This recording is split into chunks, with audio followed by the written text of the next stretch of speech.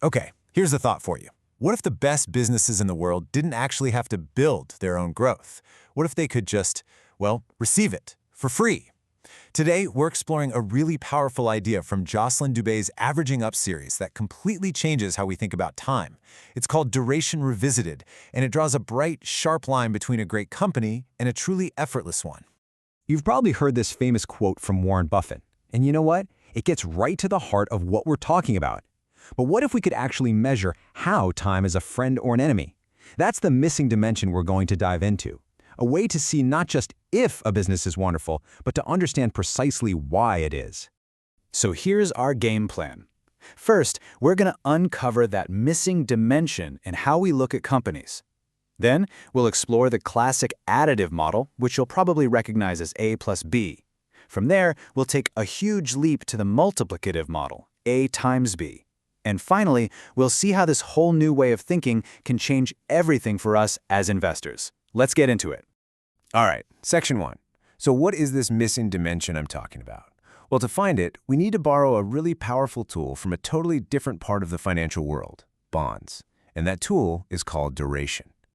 You know, in the world of finance, duration is actually pretty simple.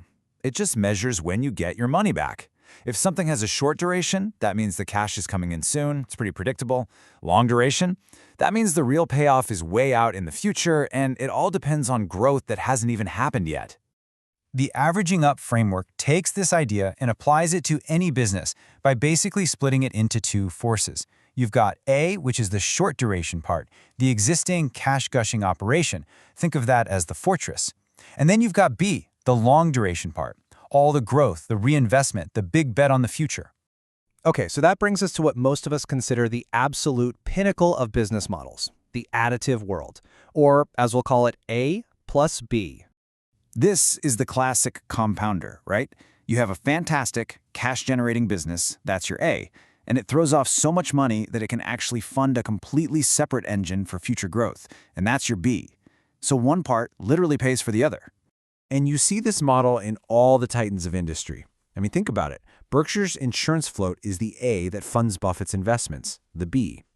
Amazon's cloud business, AWS, is a monster A that bankrolls its expansion into logistics and AI.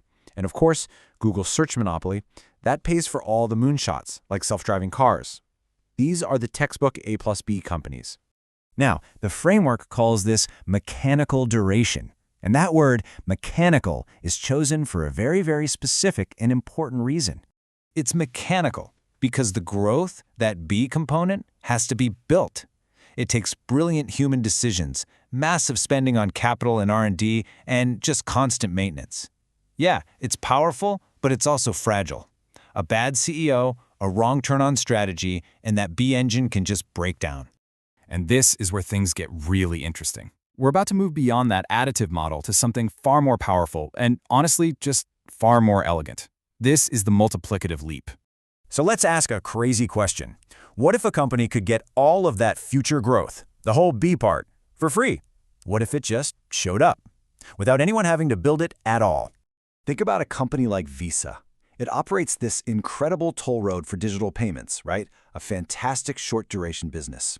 But here's the magic. The world is digitizing payments all on its own.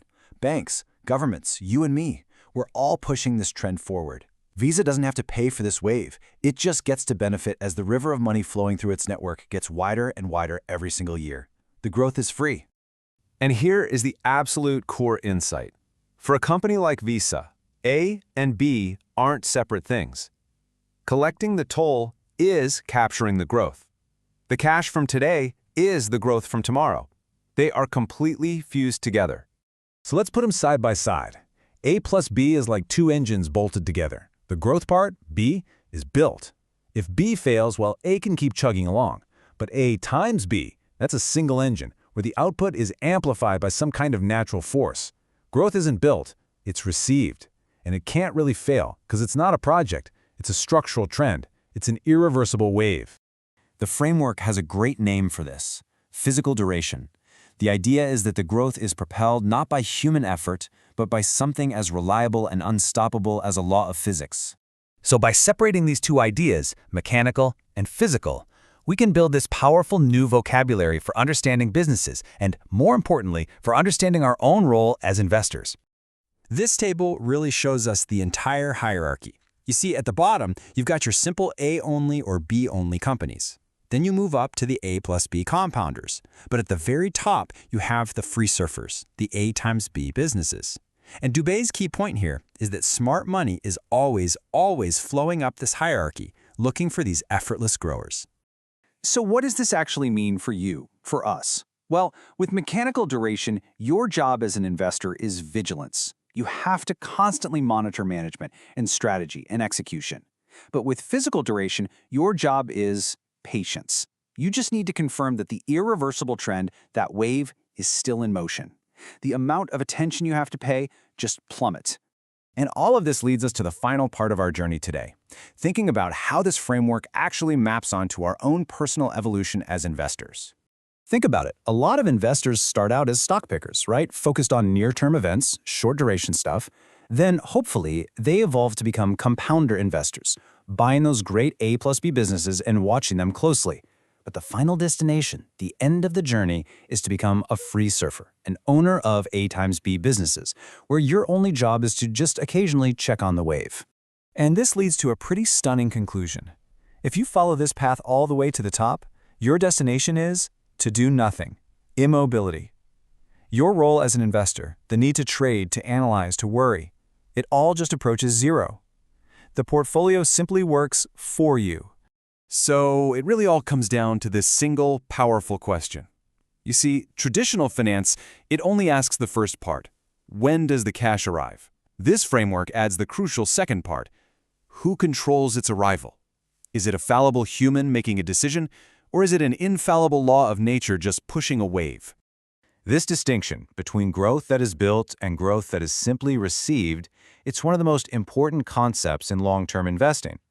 The difference between A plus B and A times B is really the difference between a business you serve and a business that serves you.